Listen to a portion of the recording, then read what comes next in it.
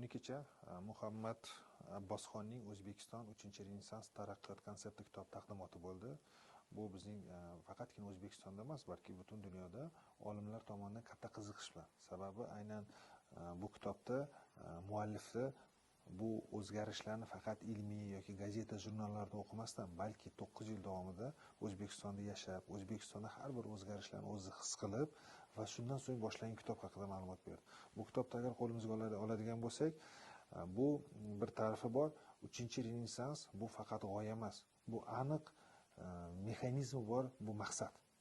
Sababi u 1 va 2-Renessansda O'zbekiston bizning hududimizda bo'lgan renessanslarning tahlili shuni ko'rsatyaptiki va algoritmidagi o'xshashliklar bugun hurmatli prezidentimiz Shavkat Mirziyoyevning siyosatida aks etayotganini ko'ryapti. Birgina misol aytadiki, 1-Renessans o'sha 9-12-asrda eng katta yutuqlardan biri bu ziyolilar birlashgani, mutafakkirlarni birlashgan. Va hozir ko'ryapmizki, jamiyatimizda ziyolilar, olimlar hammasi birlashyapti.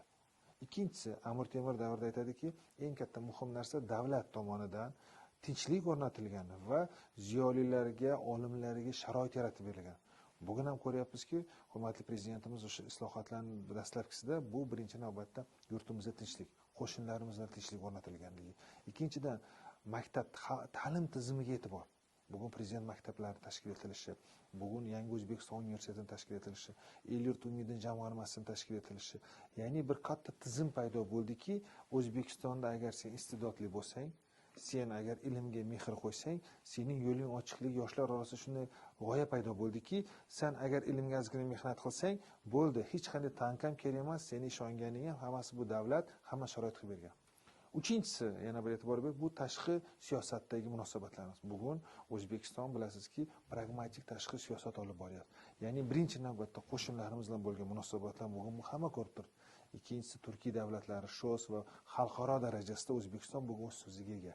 Yana bir muhim taraflardan biri bu alohida to'xtalib o'tgan 2018-yil may oyida hurmatli prezidentimiz Birlashgan Millatlar Tashkilotida ilk bor o'sha Motrudi, Imom al-Buxoriy bobolarimizni eng katta minbardan turib, o'sha yerda bularni tilga o'zbek tilida nomlarini jaranglashi.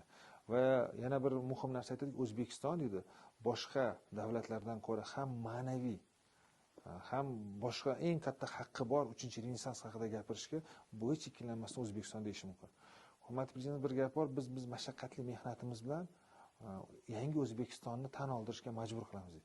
Va bu kitob ham ayniqsa xalqaro darajadagi shunday olimni O'zbekiston haqida, umuman yangi islohotlari haqida, yangi O'zbekiston haqida, 3-Renessans haqida kitob yozish ham bu hech ikkilanmay aytishimiz mumkinki, O'zbekistonda amalga oshirilayotgan islohotlar dunyo hamjamiyati tomonidan tan olinayotgani.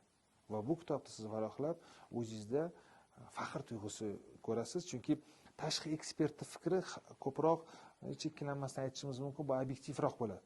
Shuning uchun bu kitobni varaqlab, O'zbekiston fuqarosi sifatida aynan shu davrda yashayotganimda va shu islohotlarning ichida bo'layotganimda odamda faxr tuyg'usi uyg'otadi.